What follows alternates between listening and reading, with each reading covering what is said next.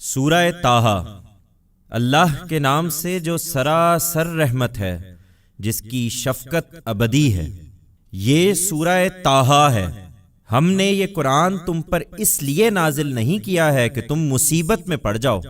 یہ تو صرف ایک یاد دہانی ہے ان کے لیے جو بن دیکھے اپنے پروردگار سے ڈریں۔ یہ نہایت اہتمام کے ساتھ اس ہستی کی طرف سے نازل کیا گیا ہے جس نے زمین کو اور تمہارے اوپر ان اونچے آسمانوں کو پیدا کیا ہے۔ وہی رحمان، وہ اس کائنات کے تخت سلطنت پر جلوہ فرما ہے۔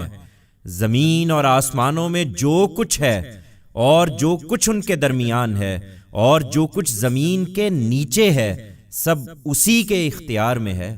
تم چاہے اپنی بات علانیہ کہو یا چپکے سے کہو، اس سے کچھ بھی چھپا ہوا نہیں ہے، اس لیے کہ وہ تو چپکے سے کہی ہوئی بات بلکہ اس سے زیادہ مخفی باتوں کو بھی جانتا ہے۔ وہ اللہ ہے، اس کے سوا کوئی الہ نہیں ہے، تمام اچھے نام اسی کے ہیں۔ تمہیں کچھ موسیٰ کی سرگزشت بھی پہنچی ہے؟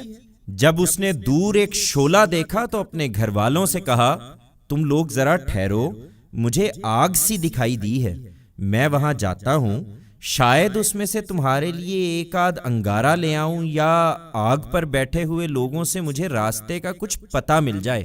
پھر جب وہ اس کے پاس پہنچا تو آواز آئی، اے موسیٰ، یہ تو میں تمہارا پروردگار ہوں، سو اپنے جوتے اتار دو، اس لیے کہ تم طوا کی مقدس وادی میں ہو اور میں نے تمہیں منتخب کر لیا ہے، لہٰذا جو وحی کی جا رہی ہے اس کو توجہ سے سنو۔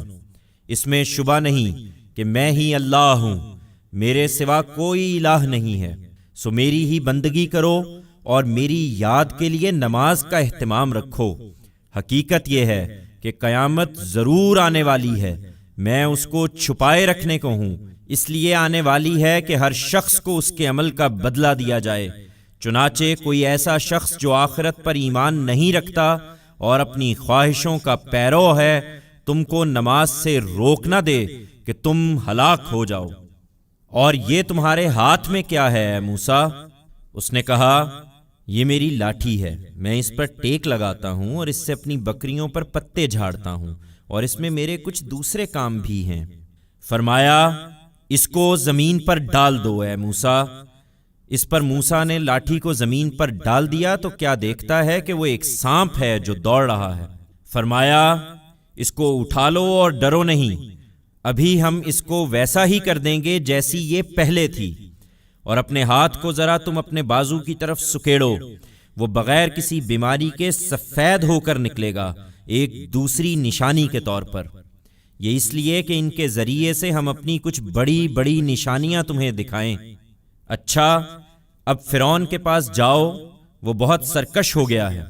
موسیٰ نے عرض کیا، پروردگار، تو میرا سینہ کھول دے اور میرے کام کو میرے لیے آسان بنا دے اور میری زبان کی گرہ سلجھا دے کہ لوگ میری بات کو سمجھیں، اور میرے خاندان سے تو میرے لیے ایک وزیر مقرر کر دے، ہارون کو جو میرا بھائی ہے، اس کے ذریعے سے تو میری کمر کو مضبوط کر اور اس کو میری ذمہ داری میں شریک بنا دے کہ ہم زیادہ سے زیادہ تیری تسبیح و تقدیس کریں اور زیادہ سے زیادہ تیرا چرچا پھیلائیں۔ بے شک تو برابر ہمارے حال پر نگران رہا ہے۔ فرمایا، تمہاری درخواست منظور ہوئی اے موسیٰ، اور یاد کرو ہم تمہارے اوپر ایک مرتبہ اور بھی احسان کر چکے ہیں، جب ہم نے تمہاری ماں کو وہ بات الہام کی تھی جو اس وقت تمہیں وحی کی جا رہی ہے کہ اس بچے کو صندوق میں رکھو، پھر صندوق کو دریا میں ڈال دو، پھر دریا اس کو کنارے پر ڈال دے کہ اس کو وہ شخص اٹھا لے جو میرا بھی دشمن ہے اور اس بچے کا بھی دشمن ہے۔ اور میں نے تم پر اپنی طرف سے محبت کا ایک پرتو ڈال دیا تھا تاکہ وہ بھی شفقت کے لیے مجبور ہو جائے اور تاکہ تم میری نگرانی میں پالے جاؤ۔ اس وقت جب تمہاری بہن اجنبی بن کر بار بار جاتی، پھر ان سے کہتی تھی کہ تم کہو تو میں تمہیں ان لوگوں کا پتہ دوں جو اس بچے کی پرورش کریں۔ اس طرح ہم نے تم کو تمہاری ماں کی طرف لوٹا دیا کہ اس کی آنکھیں ٹھنڈی ہوں اور اس کو غم نہ رہے۔ اور یاد کرو کہ تم نے ایک شخص کو قتل کر دیا تھا، پھر ہم نے تم کو اس غم سے بھی نجات دی اور تم کو خوب خوب جانچا۔ پھر ہماری عنایت سے تم کئی سال مدین کے لوگوں میں رہے، پھر ٹھیک ایک اندازہ کیے ہوئے وقت پر یہاں پہنچ گئے ہو اے موسیٰ، اور اب ان سب مراحل سے گزار کر میں نے تمہیں اپنے اس کار خاص کے لیے تیار کر لیا ہے۔ اس کے بعد موسیٰ مصر پہنچے تو ارشاد ہوا، تم اور تمہارا بھائی میری نشانیوں کے ساتھ جاؤ اور دیکھو، میرے ذکر میں سستی نہ کرنا، تم دونوں فرعون کے پاس جاؤ، حقیقت یہ ہے کہ وہ بہت سرکش ہو گیا ہے، سو اس سے نرمی کے ساتھ بات کرنا، شاید وہ یاد دہانی حاصل کرے یا میرے عطاب سے ڈرے۔ انہوں نے عرض کیا کہ اے ہمارے پروردگار، ہمیں اندیشہ ہے کہ اس کو سنتے ہی وہ ہم پر زیادتی کرے یا اس کی سرکشی کچھ اور بڑھ جائے۔ فرمایا، اندیشہ نہ کرو، میں تم دونوں کے ساتھ ہوں، سب کچھ سنتا اور دیکھتا ہوں۔ سو اس کے پاس جاؤ اور اس سے کہو کہ ہم تیرے رب کے فرستادے ہیں، اس لیے بنی اسرائیل کو ہمارے ساتھ جانے دو اور ان کو ستاؤ نہیں، ہم تیرے پروردگار کی طرف سے ایک بڑی نشانی لے کر تیرے پاس آئے ہیں، اور یہ پیغام بھی کہ سلامتی انہی پر ہے جو ہدایت کی پیروی کریں۔ ہم کو وحی کی گئی ہے کہ ان پر البتہ عذاب ہے جو جھٹلائیں اور منہ موڑیں۔ انہوں نے یہی بات آ کر کہہ دی تو فرعون نے پوچھا، اچھا تو پھر تم دونوں کا رب کون ہے اے موسیٰ؟ اس نے جواب دیا، ہمارا رب وہی ہے جس نے ہر چیز کو اس کی خلقت عطا کی، پھر رہنمائی فرمائی ہے۔ فرعون نے کہا، پھر اگلی قوموں کا کیا حال ہے؟ موسیٰ نے جواب دیا، ان کا علم میرے پروردگار کے پاس ایک نوشتے میں محفوظ ہے، میرا رب نہ بھٹکتا ہے نہ بھولتا ہے۔ وہی جس نے زمین کو تمہارے لیے گہوارہ بنایا اور اس میں تمہارے لیے راہیں نکال دیں، اور آسمان سے پانی برسایا، پھر اس سے ہم نے مختلف نباتات کی گوناگوں قسمیں پیدا کر دیں، کھاؤ اور اپنے مویشیوں کو چراؤ، اس کے اندر عقل والوں کے لیے یقیناً بڑی نشانیاں ہیں۔ تم اگر سمجھو تو حقیقت یہ ہے کہ ہم نے اسی زمین سے تم کو پیدا کیا ہے، ہم اسی میں تم کو لوٹائیں گے اور اسی سے تم کو دوبارہ نکال کھڑا کریں گے۔ ہم نے فرعون کو اپنی سب نشانیاں دکھا دیں، اس پر بھی وہ جھٹلائے چلا گیا اور نہیں مانا۔ اس نے کہا، موسیٰ، کیا تم اس لیے ہمارے پاس آئے ہو کہ اپنے جادو کے زور سے ہم کو ہمارے ملک سے نکال باہر کرو؟ یہی بات ہے تو ہم بھی تمہارے مقابل میں ایسا ہی جادو لے کر آ جائیں گے، سو ہمارے اور اپنے درمیان ایک وعدہ ٹھہرا لو، کوئی بیچ کی جگہ، نہ ہم اس کی خلاف ورزی کریں نہ تم کرو گے۔ موسیٰ نے کہا، تمہارے ساتھ جشن کے دن کا وعدہ ہے، اور یہ کہ اس کے لیے لوگ دن چڑھے جمع کیے جائیں گے۔ یہ بات طے ہو گئی تو فرعون وہاں سے ہٹا اور اپنے سارے داؤ اکٹھے کیے، پھر مقابلے پر آ گیا۔ اس دن جب لوگ جمع ہوئے تو موسیٰ نے مقابلے سے پہلے انہیں تنبیہ کی، فرمایا، شامت کے مارو، اللہ کے شریک ٹھہرا کر تم اللہ پر جھوٹ نہ باندھو کہ کسی عذاب سے وہ تمہاری جڑ اکھاڑ دے۔ یاد رکھو، خدا پر جس نے بھی جھوٹ باندھا وہ نامراد ہوا ہے۔ اس پر وہ اپنے اس معاملے میں باہم بحثا بحثی اور چپکے چپکے مشورے کرنے لگے۔ بالآخر انہوں نے کہا، یہ دونوں یقیناً بڑے ماہر جادوگر ہیں، یہ چاہتے ہیں کہ اپنے جادو کے زور سے تم کو تمہارے ملک سے نکال دیں اور تمہارے اس مثالی طریقے زندگی کا خاتمہ کر دیں۔ سو اپنی سب تدبیریں اکٹھی کر لو، پھر متحد ہو کر ان کے مقابلے میں آؤ، اور اچھی طرح سمجھ لو کہ آج وہی کامیاب رہے گا جو غلبہ پالے گا۔ جادوگر بولے، موسیٰ، یا تم پھینکو یا پھر یہ ہو کہ پہلے ہم ہی پھینکتے ہیں۔ موسیٰ نے کہا، نہیں، بلکہ تم ہی پھینکو۔ انہوں نے پھینکا تو یکا یک ان کی رسیاں اور لاٹھیاں ان کے جادو کے زور سے اس کو اس طرح دکھائی دینے لگیں کہ گویا دوڑ رہی ہیں۔ اس پر موسیٰ اپنے دل ہی دل میں کچھ ڈرا۔ ہم نے کہا، ڈرو نہیں، یقیناً تم ہی غالب رہو گے، اور اس کو جو تمہارے ہاتھ میں ہے زمین پر ڈال دو۔ انہوں نے جو کچھ بنایا ہے یہ ابھی اس کو نگل جائے گا، اس لیے کہ جو کچھ انہوں نے بنایا ہے یہ محض جادوگر کا فریب ہے، اور جادوگر جہاں سے بھی آئے حق کے مقابل میں وہ کبھی کامیاب نہیں ہوتا۔ آخر کو یہی ہوا کہ جادوگر سجدے میں گر پڑے۔ انہوں نے بے اختیار کہا، ہم موسیٰ اور ہارون کے رب پر ایمان لے آئے ہیں۔ اس پر فرعون نے کہا تم نے میری اجازت کے بغیر ہی اس کی تصدیق کر دی ہے، یقیناً وہی تمہارا گرو ہے جس نے تمہیں جادو سکھایا ہے۔ اچھا تو اب میں تمہارے ہاتھ اور پاؤں بے ترتیب کٹواؤں گا اور تمہیں سب کے سامنے ضرور کھجور کے تنوں پر سولی دوں گا۔ تمہیں خوب پتہ چل جائے گا کہ ہم دونوں میں سے کس کی سزا زیادہ سخت اور زیادہ دیر تک رہنے والی ہے۔ جادوگروں نے جواب دیا ہم ان روشن نشانیوں پر ہرگز تم کو ترجیح نہ دیں گے جو ہمارے سامنے آ چکی ہیں، اور نہ اس ذات پر جس نے ہمیں پیدا کیا ہے، اس لیے تمہیں جو کرنا ہے کر گزرو۔ تم جو کچھ کر سکتے ہو اسی دنیا کی زندگی کا کر سکتے ہو۔ ہم تو اپنے پروردگار پر ایمان لے آئے ہیں اس لیے کہ وہ ہماری خطائیں معاف کر دے اور اس جادو کو بھی معاف فرمائے جس پر تو نے ہمیں مجبور کیا ہے۔ اللہ ہی بہتر ہے اور وہی باقی رہنے والا ہے۔ حقیقت یہ ہے کہ جو شخص بھی مجرم بن کر اپنے پروردگار کے سامنے حاضر ہوگا اس کے لیے جہنم ہے، وہ اس میں نہ مرے گا نہ جیے گا۔ اس کے برخلاف جو مومن ہو کر اس کے حضور آئیں گے جنہوں نے نیک عمل کیے ہوں گے تو یہی لوگ ہیں جن کے لیے اونچے درجے ہیں، ہمیشہ رہنے والے باغ جن کے نیچے نہریں بہتی ہوں گی، ان میں وہ ہمیشہ رہیں گے، اور یہ صلہ ہے ان کا جو پاکیزگی اختیار کریں۔ اس کے بعد کچھ عرصہ گزرا یہاں تک کہ حجت پوری ہو گئی۔ تب ہم نے موسیٰ کو وحی بھیج دی کہ میرے بندوں کو رات میں لے کر نکل جاؤ، پھر دریا سامنے آئے تو اپنے عصا سے اس میں ان کے لیے ایک سوکھا راستہ بنا لو، تم اطمینان سے پار ہو جاؤ گے۔ تمہیں نہ کسی کے آ پکڑنے کا خطرہ ہوگا نہ ڈوبنے کا اندیشہ۔ پھر جب وہ نکلے تو فرعون نے اپنی فوجوں کے ساتھ ان کا پیچھا کیا، پھر اس کو اور اس کی فوجوں کو دریا سے ڈھانپ لیا جس چیز نے ڈھانپ لیا۔ حقیقت یہ ہے کہ فرعون نے اپنی قوم کو گمراہ ہی کیا تھا، اس کو صحیح راہ نہیں دکھائی تھی۔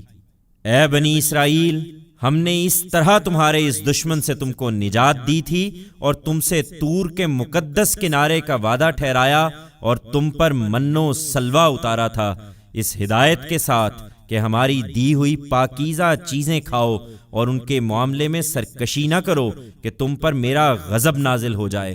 اور یاد رکھو کہ جس پر میرا غضب نازل ہوا وہ پھر گر کے رہا۔ البتہ جو توبہ کریں اور ایمان لائیں اور اچھے عمل کریں پھر ہدایت پر رہیں تو ان کے لیے میں بہت زیادہ بخشنے والا ہوں۔ پھر ہوا یہ کہ موسیٰ اس وعدے کے لیے وقت سے پہلے ہی پہنچ گیا۔ فرمایا یہ اپنی قوم کو چھوڑ کر تم جلدی کیوں چلے آئے ہو موسیٰ؟ اس نے عرض کیا وہ لوگ بھی یہ میرے پیچھے ہی ہیں، اور پروردگار میں تیری خوشنودی کے لیے تیرے حضور جلدی چلا آیا ہوں۔ فرمایا اچھا یہ بات ہے تو سن لو کہ ہم نے تمہاری قوم کو تمہارے پیچھے فتنے میں ڈال دیا اور سامری نے ان کو گمراہ کر ڈالا ہے۔ اس پر موسیٰ سخت غصے اور افسوس کی حالت میں اپنی قوم کی طرف پلٹا۔ اس نے جا کر ان سے کہا میری قوم کے لوگوں، کیا تمہارے پروردگار نے تم سے نہایت اچھا وعدہ نہیں کیا تھا؟ پھر کیا تم پر زیادہ وقت گزر گیا یا تم نے یہ چاہا کہ تم پر تمہارے پروردگار کا غضب نازل ہو، اس لیے تم نے میرے عہد کی خلاف ورزی کر ڈالی ہے؟ انہوں نے جواب دیا ہم نے آپ کے ساتھ وعدے کی خلاف ورزی کچھ اپنے اختیار سے نہیں کی ہے، بلکہ ہوا یہ کہ ہم سے لوگوں کے زیورات کا بوجھ اٹھوایا گیا تھا، پھر ان کے مطالبے پر وہ ہم نے اتار پھینکا، اور اس طرح سامری نے یہ ہنر دکھایا ہے۔ سو انہی کے زیورات سے سامری نے ان کے لیے ایک بچڑا بنا کر نکال کھڑا کیا، ایک دھڑ جس سے بیل کی سی آواز نکلتی تھی۔ اس پر وہ کہنے لگے کہ یہی تمہارا معبود ہے اور یہی موسیٰ کا معبود ہے، مگر وہ اسے بھول گیا ہے۔ ان پر افسوس، پھر کیا وہ دیکھتے نہیں تھے کہ وہ نہ ان کی کسی بات کا جواب دے سکتا ہے اور نہ ان کو کوئی نفع یا نقصان پہنچا سکتا ہے؟ ہارون اس سے پہلے ہی ان سے کہہ چکا تھا کہ میری قوم کے لوگوں، تم اس بچڑے کے ذریعے سے فتنے میں ڈال دیے گئے ہو۔ تمہارا پروردگار تو حقیقت میں خدائے رحمان ہے، سو تم میری پیروی کرو اور میری بات مانو۔ مگر انہوں نے کہہ دیا کہ ہم تو اسی بچڑے کی پرستش میں لگے رہیں گے جب تک موسیٰ لوٹ کر ہمارے پاس نہ آ جائے۔ سو قوم کے سرداروں سے پوچھنے کے بعد موسیٰ ہارون کی طرف پلٹا اور بولا ہارون، جب تم نے دیکھا کہ یہ گمراہ ہوئے جا رہے ہیں تو تمہارا ہاتھ کس چیز نے پکڑ لیا تھا کہ تم میری پیروی نہ کرو؟ پھر کیا تم نے میرے حکم کی نافرمانی کر ڈالی؟ ہارون نے جواب دیا، اے میری ماں کے جنے، نہ میری داڑھی پکڑو نہ میرا سر۔ مجھے اندیشہ ہوا کہ تم آ کر کہو گے کہ تم نے بنی اسرائیل کے درمیان پھوٹ ڈال دی اور میری بات کا لحاظ نہیں کیا ہے۔ موسیٰ نے کہا، اور سامری تیرا کیا معاملہ ہے؟ اس نے جواب دیا، میں نے وہ چیز دیکھی جو دوسروں نے نہیں دیکھی، تو اسی کے مطابق میں نے فرستادہ الہی کے نقش قدم سے ایک مٹھی خاک اٹھا لی، پھر اس کو بچھڑے میں ڈال دیا۔ میرے نفس نے مجھے کچھ ایسا ہی سجھایا تھا۔ موسیٰ نے کہا، یہ بات ہے تو دور ہو، اب زندگی بھر تجھے یہی کہنا ہے کہ مجھے کوئی چھوئے نہیں، اور مرنے کے بعد تیرے لیے وعدے کا ایک وقت اور بھی ہے جو تجھ سے کسی طرح ٹلے گا نہیں، اور اپنے اس معبود کو دیکھ جس پر تو لگا بیٹھا تھا۔ ہمارا فیصلہ ہے کہ ہم ابھی اس کو جلا دیں گے، پھر دریا میں بکھیر کر بہا دیں گے۔ لوگو، تمہارا معبود تو صرف اللہ ہے، جس کے سوا کوئی معبود نہیں ہے، اس کا علم ہر چیز پر حاوی ہے۔ اسی طرح اے پیغمبر، ہم تمہیں ماضی کی سرگزشتیں سناتے ہیں، اور اس کے لیے ہم نے خاص اپنے پاس سے تم کو ایک یاد دہانی عطا فرما دی ہے۔ جو اس سے منہ موڑیں گے وہ قیامت کے دن ایک بھاری بوجھ اٹھائیں گے اور ہمیشہ اسی کے وبال میں رہیں گے، اور قیامت کے دن وہ ان کے لیے بہت برا بوجھ ہوگا۔ جس دن سور پھونکا جائے گا اور مجرموں کو ہم اس دن اس حال میں اکٹھا کریں گے کہ خوف کے مارے ان کی آنکھیں نیلی پڑی ہوں گی۔ وہ چپکے چپکے آپس میں کہتے ہوں گے کہ تم دنیا میں مشکل سے 10 دن رہے ہوگے۔ ہمیں خوب معلوم ہے جو کچھ وہ کہیں گے، جبکہ ان میں سے جو ان کے خیال میں سب سے زیادہ بہتر اندازہ لگانے والا ہوگا وہ کہے گا کہ تم ایک دن سے زیادہ نہیں رہے ہو۔ وہ تم سے پہاڑوں کے بارے میں پوچھتے ہیں کہ اس دن ان کا کیا بنے گا؟ تو کہو کہ میرا رب ان کو دھول بنا کر اڑا دے گا، پھر زمین کو چٹیل میدان بنا کر چھوڑ دے گا کہ تم اس میں کوئی موڑ اور کوئی ٹیلا نہ دیکھو گے۔ اس دن سب پکارنے والے کے پیچھے چل پڑیں گے، اس سے ذرا ادھر ادھر نہ ہو سکیں گے، اور تمام آوازیں خدائے رحمان کے آگے پست ہو جائیں گی۔ سو تم ایک دبی دبی سرگوشی کے سوا کچھ نہ سنو گے۔ اس دن شفاعت نفع نہ دے گی الا یہ کہ رحمان کسی کو اجازت دے اور اس کے لیے کوئی بات کہنا پسند کرے، اس لیے کہ وہ ان کے آگے اور پیچھے جو کچھ ہے اس کو جانتا ہے، اور ان کا علم اس کا احاطہ نہیں کر سکتا۔ سب کے چہرے اس حی و قیوم کے سامنے جھکے ہوں گے۔ اس دن نامرادی ہے ان کے لیے جو ظلم کا بوجھ اٹھائے ہوئے ہوں۔ اس کے برخلاف جو نیک عمل کرے گا اور اس کے ساتھ ایمان بھی رکھتا ہوگا، اس کو البتہ اس دن کسی زیادتی اور کسی حق تلفی کا اندیشہ نہ ہوگا۔ ہم نے اے پیغمبر اس یاد دہانی کو اسی طرح عربی قرآن کی صورت میں اتارا ہے، اور اس میں اپنی وعید طرح طرح سے بیان کر دی ہے، تاکہ یہ لوگ خدا کے غضب سے بچیں یا ان کے اندر وہ کچھ سوچ پیدا کر دے۔ سو برتر ہے اللہ بادشاہ حقیقی، وہ اپنی حکمت کے مطابق اس کو اسی تدریج سے اتارے گا جو اس نے مقرر کر دی ہے۔ اور دیکھو، تم اپنی طرف اس کی وحی کے پورا ہو جانے سے پہلے اس قرآن کو پانے کی جلدی نہ کرو، اور دعا کرتے رہو کہ پروردگار میرا علم زیادہ کر دے، اس لیے کہ تم جس ذمہ داری کو پورا کرنے کے لیے بھیجے گئے ہو وہ ایک بھاری ذمہ داری ہے۔ ہم نے اس سے پہلے آدم پر ایک عہد کی ذمہ داری ڈالی تھی تو وہ بھول گیا تھا، اور ہم نے اس میں ارادے کی پختگی نہیں پائی تھی۔ یاد کرو جب ہم نے فرشتوں سے کہا کہ آدم کو سجدہ کرو تو وہ سجدہ ریز ہو گئے، مگر ابلیس نہیں مانا، اس نے انکار کر دیا۔ اس پر ہم نے کہا کہ اے آدم، یہ تمہارا اور تمہاری بیوی کا دشمن ہے، تو ایسا نہ ہو کہ یہ تم دونوں کو اس باغ سے نکلوا دے، پھر تم محروم ہو کر رہ جاؤ۔ یہاں تو تمہیں یہ آسائش ہے کہ نہ اس میں بھوکے رہتے ہو، نہ لباس کی ضرورت ہوتی ہے، نہ تم کو اس میں پیاس ستاتی ہے، نہ دھوپ لگتی ہے۔ لیکن شیطان نے اس کو ورغلایا، اس نے کہا، آدم میں تم کو وہ درخت بتاؤں جس میں ہمیشہ کی زندگی ہے اور اس بادشاہی کا پتہ دوں جس پر کبھی زوال نہ آئے گا۔ سو اس کی ترغیب سے آدم و حوا دونوں نے اس درخت کا پھل کھا لیا تو ان کی پردے کی چیزیں ان پر ظاہر ہو گئیں، اور ان کو چھپانے کے لیے وہ دونوں اپنے اوپر اس باغ کے پتے گانٹھنے لگے۔ اس طرح آدم نے اپنے پروردگار کی نافرمانی کی اور راہ راست سے بھٹک گیا۔ پھر اس کے پروردگار نے اس کو برگزیدہ کیا، سو اپنی عنایت سے اس کی توبہ قبول فرمائی اور اسے راستہ دکھا دیا۔ فرمایا تم دونوں فریق یہاں سے اتر جاؤ اکٹھے، تم ایک دوسرے کے دشمن رہو گے۔ پھر میری طرف سے اگر کوئی ہدایت تمہارے پاس آئے تو اس کی پیروی کرو، اس لیے کہ جو میری ہدایت کی پیروی کرے گا وہ نہ گمراہ ہوگا نہ محروم رہے گا، اور جو میری یاد دہانی سے منہ موڑے گا تو اس کے لیے تنگی کی زندگی ہے، اور قیامت کے دن ہم اس کو اندھا اٹھائیں گے۔ وہ کہے گا پروردگار تو نے مجھے اندھا کیوں اٹھایا ہے؟ میں تو آنکھوں والا تھا۔ ارشاد ہوگا ہماری آیتیں تمہارے پاس آئی تھیں تو تم نے اسی طرح انہیں نظر انداز کر دیا تھا، آج تمہیں بھی اسی طرح نظر انداز کر دیا جائے گا۔ ہم ان کو جو حد سے گزر گئے اور اپنے پروردگار کی آیتوں پر ایمان نہیں لائے اسی طرح بدلہ دیں گے، اور آخرت کا عذاب تو زیادہ سخت اور زیادہ دیر پا ہے۔ پھر کیا ان لوگوں کو اس سے ہدایت نہیں ہوئی کہ ان سے پہلے ہم کتنی ہی قوموں کو ہلاک کر چکے ہیں جن کی بستیوں میں اب یہ چلتے پھرتے ہیں؟ حقیقت یہ ہے کہ اس میں عقل والوں کے لیے بڑی نشانیاں ہیں۔ تمہارے پروردگار کی طرف سے اے پیغمبر اگر ایک بات پہلے طے نہ کر دی گئی ہوتی اور مہلت کی ایک مقرر مدت نہ ہوتی تو جو رویہ انہوں نے اختیار کیا ہے اس کی پاداش میں ان پر لازماً عذاب آ جاتا۔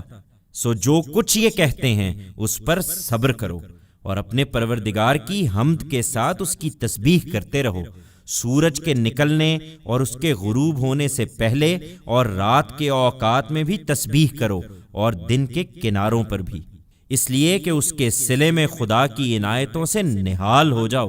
اور ان کے بعض گروہوں کو دنیاوی زندگی کی رونق کا جو ساز و سامان ہم نے اس میں ان کی آزمائش کے لیے دے رکھا ہے اس کی طرف آنکھ اٹھا کر بھی نہ دیکھو، اور یاد رکھو کہ تمہارے پروردگار کا رزق ہی بہتر ہے اور وہی باقی رہنے والا ہے۔ تم اپنے لوگوں کو نماز کی تلقین کرو اور خود بھی اس کے پابند رہو۔ ہم ان کے لیے تم سے کوئی رزق نہیں مانگتے کہ تمہیں کسی کے ساز و سامان کی طرف دیکھنے کی ضرورت ہو، رزق تو ہم تمہیں دیں گے۔ ہم تم سے تقوی کا تقاضا کرتے ہیں اور انجام کی فیروز مندی تقوی ہی کے لیے ہے۔